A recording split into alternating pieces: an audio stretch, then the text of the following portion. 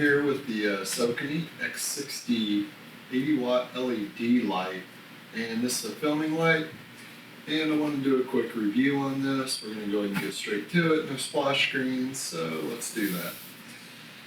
And this is the box, as you can see, that you get with this, and comes with a little carrying handle. It just came out of the box that it was shipped in, so let's go ahead and open that up. I can record dual here as I open this box, and you open it up, and get rid of the box, and this is what you're going to pull out. And it's a full carrying case, which is nice for a light, obviously. It never hurts to have something to protect your gear. Now, it does come with the Velcro straps right here on top. There's one on each side here. Okay, pop this open. And the first thing you're going to see is you got a shoulder strap, so that's really nice. Now you have a instructional manual and your QC, which is nice. Shows that the company has some quality control, which is pretty important in this day and age. You got a little foam to protect the internal items here. We'll go ahead and pull out the reflector shade here, and there's a few things protecting that. That's nice. And we'll get to that as well, protecting the shape, which is really important. These more budget-friendly lights, they aren't going to have, you know, the solid construction that you would in a $10,000 light, obviously. And I do believe that's made of aluminum. It's definitely some sort of an aluminum construction, I believe.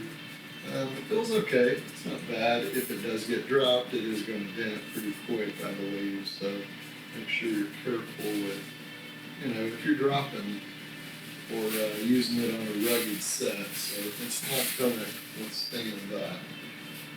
There's a remote in here. There we go. Open up the remote, and you see, I know some of the new electronics I'm not impressed with. This one is not bad. This is actually a pretty good remote. It has on and off, and I'll go ahead and show that for the other camera. On and off, a set button, plus and minus, to probably scroll through a menu. CCT, an effect button, CHGP, and then a trigger lock button. So there are all the controls. Then there are AAA batteries, 2 of those. So let me put that up here, and this is definitely the piece we've been waiting to actually get a good look at here. This is the 80-watt X60 light, and I believe this is version 2. No. It has a lot of weight to it, so there's a lot of that's going to be that heat sink in there. It's made of metal construction. I'm impressed with that. Definitely a good job, Sokani, on the metal construction. And it has metal teeth on the adjuster, so that's really nice. Take a little abuse before you would damage that. There's a set knob. Yeah, it's also a push knob, but it's a turn knob. So let me make sure I get that in the camera view. Also a button, CHGP, your trigger lock, your CCT, and your effect buttons. All 4 of those are right there. Plus and minus turn dial, also a button, on and off, and your DC input. And this is a 15-volt. Let's open this and see what's in the there's a little pouch in the lid of this, and that's your power cable. Continue. Now, an AC DC adapter, which has your 15 volt and 6 amps. So that's full adapter for sure. And there was a little, I didn't show this, there's a little, these are the little camera straps, is what that is.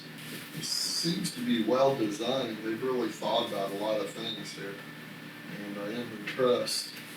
It has a divider, and I want to show that forward as well.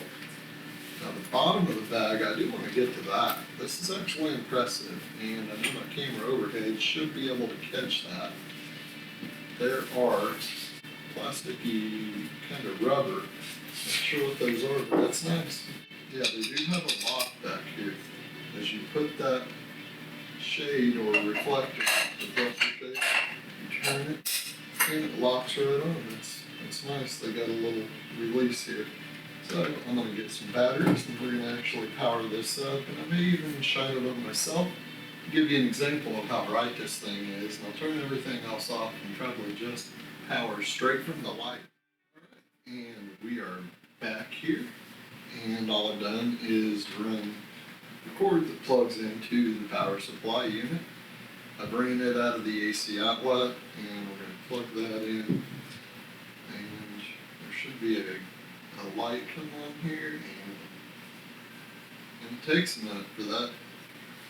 AAA batteries as well, and put those into the remote. The cable that runs to your AC power, that's got to be a good 10-footer, extra room to work with. And plug goes in very well. Okay. And you turn your remote on.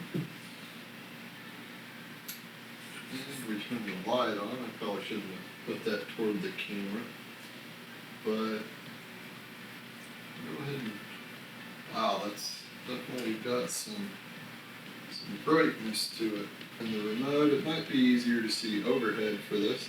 It has your temperature, your battery life of your remote here, your temperature underneath it.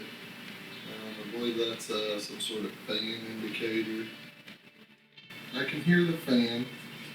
Now I've got a Sennheiser MKE600 is what I use for a boom mic. That's what I'm using right now. And the fan noise ain't terrible. It does have some noise. I'm gonna actually put that up to the mic. I know that's not fair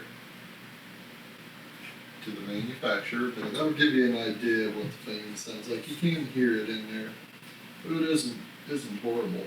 And I want to go into some of the effects. There's a TV effect, which I'm really interested in trying some of these out. Put that way. I even put it that way for my overhead camera. 10%, now it's on 30. Okay. And that's 30%. CCT mode is on 21%. I'll do that for the overhead. Bad bulb effect, I believe. Run this up to about 70% and get another 70%.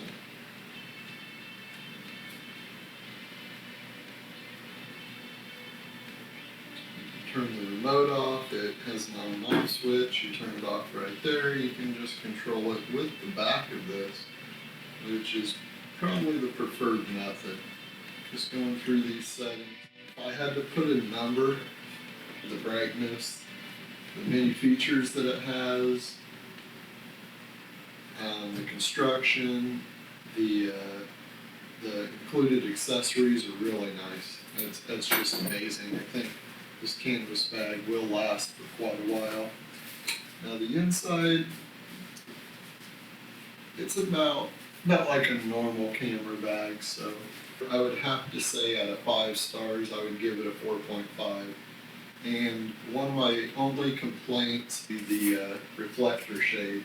Reflector shade, if you drop this, it's definitely going to bend on you, and it's going to bend pretty quick.